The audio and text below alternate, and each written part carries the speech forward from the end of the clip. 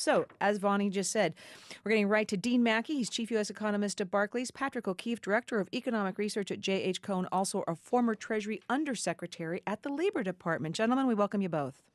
Great to be here. Thanks, Kathleen. So, Patrick, let's start with you. Because you've worked at Labor Department, one of the things you still specialize in is really pulling this report apart. And we know the payrolls gain was very meager. Unemployment's, held steady. If you look at the survey of people at home, the household survey, then maybe a little more jobs growth. What do you see? What's your take? After stepping back from it, I was reminded of Stein's remark about there's no there. This report is impressive for what it doesn't show us. It basically says the labor market has lost momentum, particularly when we compare it to earlier in the year. But there are no signs here of anything other than what we hear consistently from around the private sector. An unwillingness to make long-term commitments, an uncertainty about what's going on. If we look at the proportion of the jobs gain in June that was attributable to temporary hires, we look at the increase in involuntary underemployed people, what we see is no sense of commitment to the future. Let's respond to immediate stimulus and wait until the rest of the market sorts itself out. Dean, if I can bring you in here, this morning on Bloomberg Radio, Jim Glassman of JP Morgan Chase mentioned that there's about a 4-month lag between what goes on in the ADP report and this Labour Department report. So are we going to wait 4 months and then see a huge improvement? Just to remind everybody, the ADP report was much, much better than forecast yesterday. Yeah, we just have not found that the ADP report is very predictive of payrolls in any given month. And I think one of the things that's a bit deceptive is that the ADP numbers are revised significantly over time to essentially to match payrolls. So it looks like it has this tremendous correlation, but it really doesn't in real time. So we would not change any of our forecasts based on ADP. Could I follow up on that, Dean, though? Because the ADP sample is larger than the government sample.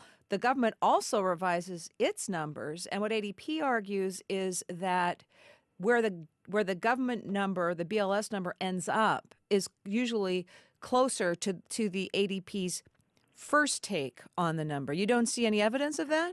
No, I don't. I mean, that would be a more convincing argument if ADP were to just stick with the numbers they print initially, and then we could watch what happens. But what happens is over time, they revise them to be much more in line with what the payroll numbers had been saying. So we just don't find it a reliable indicator. So, Dean, what is your take on this report then, as disappointing as it looks at first glance? Well, it was about in line with our expectations. We were looking for a 75,000 gain. It came in at 80,000. The bottom line is that the labor market has slowed. It's gone to a point where we're in the 75 to 100,000 range, where we think the unemployment rate stays unchanged. So we had this very strong job growth early in the year. It's slowed down now. The real question becomes what happens next. Our own view is that the drop in energy prices is going to spur consumer spending to be a bit better in the second half. We're looking for 2.5% growth, and we think that will pull job growth up somewhat as that occurs. So your take on what happens next and what the labor market is telling us about that? Patrick? I agree largely with Dean. My expectation actually was for a lower number than what we got.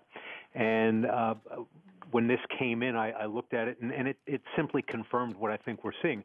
I think the one point of departure I have is looking at the household sentiment indicators, things like the University of Michigan survey. I think that the overall mood of the economy, and particularly the household sector, is sort of a wearisome feeling that things just aren't getting better fast enough for them to spend more. While gasoline prices have gone down, that doesn't mean that we're going to see a net increase in household spending. It just means that what they had to reduce spending on in order to finance the gasoline is purchase something somewhere else in the economy. Overall, I think this remains a slow growth, sluggish recovery.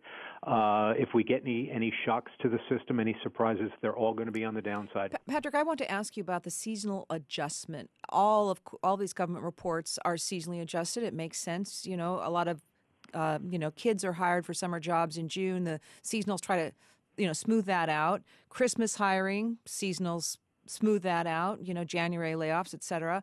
Floyd Norris in the New York Times today talking about non-seasonally adjusted private sector jobs, that there's so many more absent the seasonal adjustments, and they look better year over year. And he's basically saying this summer we're going to see weaker payrolls reported. They're going to look better in the fall.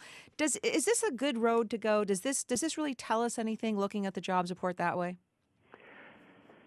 It doesn't hurt to look at the raw data, and historically, I think the seasonal adjustment has allowed us, just like when we adjust for inflation, to tease out what's going on in the underlying trends. There are probably, although we've not really teased this out yet, there are probably still disruptions in the underlying data, including the sharp loss of jobs that occurred early on in the recession during the first half of the year, that are compounding some of the underlying problems in the seasonal adjustment methodology. The raw data, though, is it's misleading because those seasonal patterns are influential. We can't just simply ignore holiday employment or summer employment and say, well, let's compare June to December. Do you agree, Dean?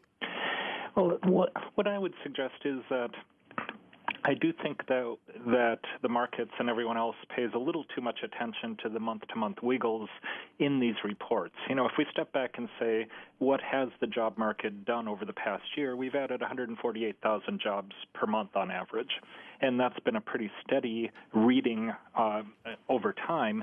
So I think the very strong readings in the winter should have been faded. These softer readings should also be faded.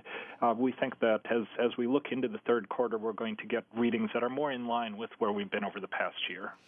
Gentlemen, what I want to look at now are a couple of the small little glimmers of hope in this report. The average work week got a little bit longer, and the work week is kind of a proxy for GDP growth. We saw average hourly earnings coming in a little bit better than they had been forecast. We even saw temp hiring, temp jobs, which are often a leading indicator of more hiring, growing. So back to you, Patrick. In your years of looking at this report, your former Labor Department vantage, how much weight should we put on that? I think that overall mosaic confirms what the reaction to this report should be. Things haven't materially deteriorated in the most recent month, and as Dean pointed out, when we look back a little bit more, what we've got is a sustained, slow recovery. The increase in hours wasn't significant, but it was positive. The earnings increase was positive. So all of those say, well, we're still muddling forward. With respect to temporary help, we've long held that it's a leading indicator. But here we are in a jobs recovery that's going on 3 years old, and temporary help has been a major growth component. If it's a leading indicator, it's got a long lag time involved with it. And Dean, I want to ask you about the components of the report as well, because we saw that employment at service providers, for example, 67,000 were added, construction companies 2,000, retailers cut by more than 5,000, and government jobs down too. Any little details there that might give some hints as to where the economy is headed? Well, I think what we can take away from the construction modest gain is that there were clearly some weather effects in the construction sector. We had some very strong readings during the winter, some negative readings the past few months. Now we had a +2. That's probably about where the construction sector is, very modest positive job growth.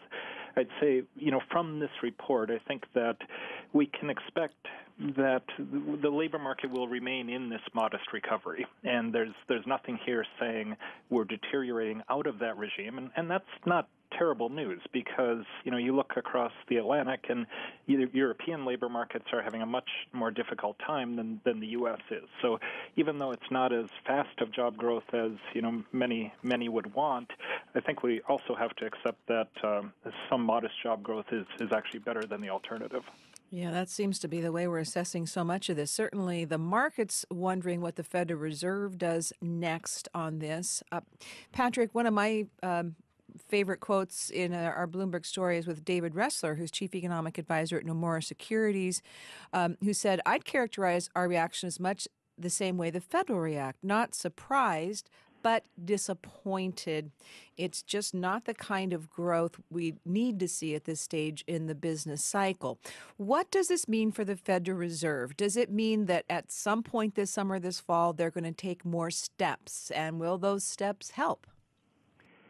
It's certainly an activist Fed, but I think this report continues a pattern where while the data is not as robust as anyone would like, it's not, neither is it so weak that it would prompt additional action. I think the Fed in extending Operation Twist basically put a bookmark down. It recognizes this is an election year. It did what it had to do to insulate itself, and at best, I think it sits on the sideline until the voters figure out where they want us to go in November. Yeah, Dean, does this leave the Fed in limbo, as they say? Yeah, we think that this report essentially pushes any Fed action beyond Twist, which they've already done, beyond the August meeting. So this is the only report on the labor market they're going to get before the August meeting. We don't think that they'll, for example, do a QE3 in August off of this report. I do think that as we move into September, though, if the job numbers are not picking up at all and the unemployment rate's not falling at all and there seems to be no prospect of that occurring, then I think the Fed will consider that at the September meeting, the possibility of doing more. Our call is that they won't need to, that the job numbers will get somewhat better over the next couple of months, but if they don't, then I think further easing is still on the table for the Fed. Now, we have an exclusive interview with Jeff Lacker on Monday, Vonnie and I, here on the Hayes Advantage. Jeff Lacker, president of the Richmond Fed. Jeff Lacker, who has dissented against moves for more stimulus this year, concerned that more quantitative easing, more bond purchases won't help the economy much, if at all, concern of the longer-term implications for inflation. Dean, whose side are you on? You know, is if they get out the big quantitative easing bond purchases in September, will that help the labor market? Will that help create jobs? I think, it's hard to say that would be a tremendous help to the situation right now. I mean, further easing does help a bit on the margin, but it's not necessarily going to break us out of this moderate growth recovery. I think the bar should be reasonably high for further easing.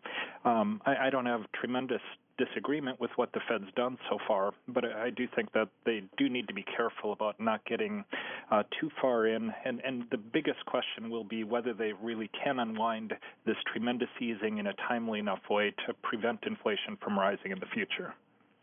What about the election, Dean? Does that have any impact at all here on what the Fed does or doesn't do? I mean, I know it's an independent Fed, etc., but September seems awfully close to November.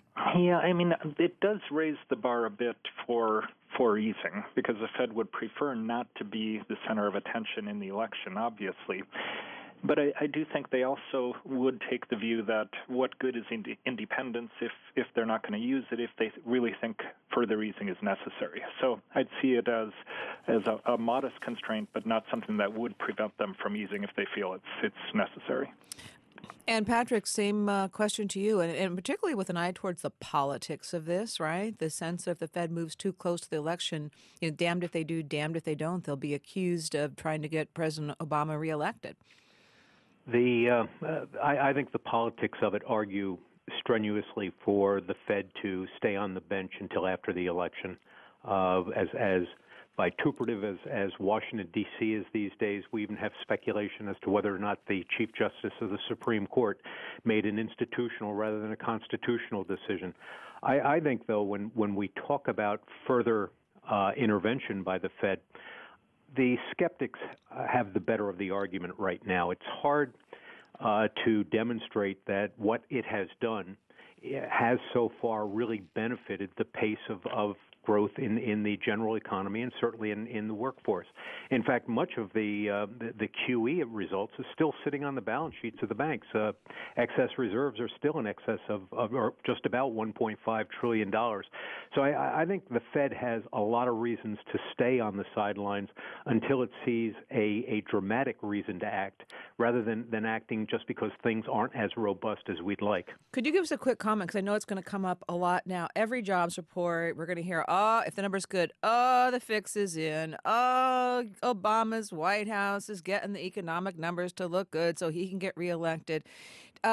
Is there any possibility of that kind of thing happening, given what you know about the Labor Department and how it works, its relationship with the White House, other agencies, Congress, et cetera? Always a possibility. I think it's in the universe of possibilities very, very unlikely, particularly in a world of WikiLeaks. The BLS historically has been a reliably independent group of technicians. I have the utmost confidence in the institution that it won't fall prey to that. And frankly, the next jobs report is really going to be the last one that will influence how voters perceive the jobs situation going into the election. Dean, we get the FOMC minutes next week as well. Are you looking for anything sort of out of the ordinary there, or any new areas of agreement between some of the governing members? Well, we're going to be watching for our one, what the Fed gives as the reasons for the downgrade in forecast, and two, more importantly, what the threshold seems to be for many of the members to do more than the twist that they put in place in June, because that will help us sort out exactly what it would take for the FOMC to, for example, launch QE3. Quick final question to both of you. What, if anything, is there something that could be done right now or by the next president, Mr. Obama or Mr. Romney, to make jobs grow, to get this economy going? Patrick, let's start with you. No quick fix solutions. What we need to do is get policy certainty. We have to give confidence to both the household and the business sector as to the environment in which they're going to operate so they can make longer-term decisions. Dean? I agree. There's no quick fixes here. I think comprehensive tax reform, where we kept rates low but broadened the base, would probably be the most growth positive thing that a president could do. All right. And both of you forecast for the next jobs report? We'll start with you, Dean. It's too early to have a number, but we would expect that as we move into the third quarter, the job numbers get somewhat better than we've seen today. And Patrick? I think we continue to proceed somewhere along the average of 150 to 160,000 net new jobs per month well into 2013. Okay, gentlemen, thank you so very much. Patrick O'Keefe, Director of Economic Research at J.H. Cohn, former Undersecretary at the Department of Labor. Dean Mackey, Chief U.S. Economist at Barclays.